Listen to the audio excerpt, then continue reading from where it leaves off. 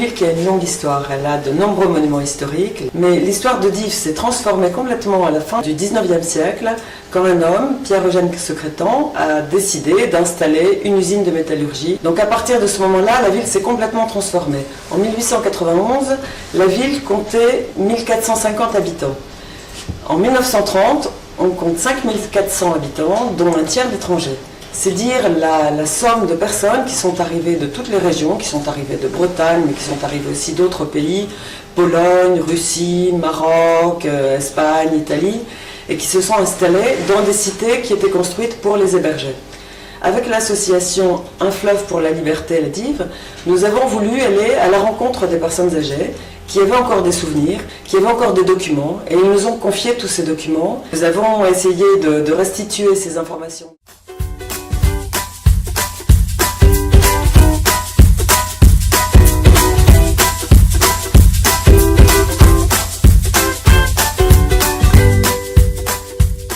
Donc je vais vous expliquer la journée typique d'un ouvrier du site de l'usine Tréchy-Métaux. On travaillait souvent en 3-8 dans beaucoup d'ateliers. Donc on arrivait souvent, les gens arrivaient en vélo, parce qu'on habitait tous ici à Dives-sur-Mer, pratiquement. Et donc on travaillait ou à 5h du matin, ou à 13h, ou à 21h, pour passer 8 heures ici dans l'usine.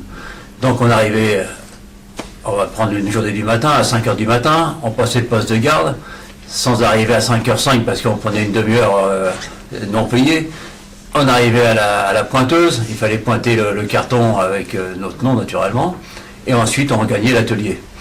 Et donc nous, ici en fonderie, on changeait pour mettre nos affaires de fonderie, avec le casque et tout, les gants, pour pas se faire mouler ou choses comme ça. Et donc on commençait à couler le métal, puis ensuite vers 7h du matin, 8h du matin, on cassait la croûte pendant une demi-heure, on avait le droit de casser la croûte pendant une demi-heure, et on reprenait le travail et on coulait environ 30 tonnes de métal par jour, par 8 heures. Ensuite, à la fin en fin de journée, on allait prendre notre douche parce qu'on était tous un peu noirs comme des mineurs, par le noir de fumée qui volait un peu partout dans l'atelier. Et donc, on prenait notre douche, on se rasait éventuellement, et on prenait le vélo pour repartir à 13h, pour laisser la place aux copains qui arrivaient, eux, à 13h, pour travailler jusqu'à 21h. On était tous tassés ici devant le poste de garde, et à 13h, la sonnerie,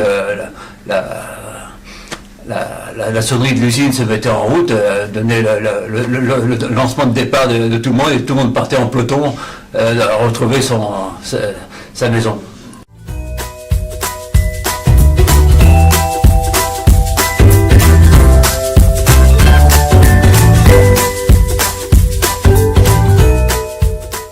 À part les filles, tout le monde travaillait à l'usine, bien sûr, il n'y avait que ça, de toute façon. Il y en a qui travaillaient à l'usine, celles qui n'avaient plus de mari, souvent, parce que c'est très rare quand des couples travaillaient à l'usine, et comme les maris y travaillaient, les femmes restaient à la maison. Les relations étaient bonnes, mais chacun vivait chez soi. On n'allait pas chez les voisins. Nous, on avait l'électricité, mais on n'avait pas l'eau. Par contre, il fallait chercher l'eau à la pompe. On charriait l'eau de la pompe dans des baquets, on mettait la lessiveuse à bouillir sur le fourneau de la cuisine, parce que c'est tout ce qu'on avait, pour que le linge boue, on lavait dans la buanderie, on passait le rinçage se faisait dans la buanderie aussi, tout se faisait à la main. On avait la chance, nous, parce qu'il y en avait qui avaient au moins 100 ou 150 mètres à faire, pour aller chercher l'eau. Nous, elle était là à 30 mètres.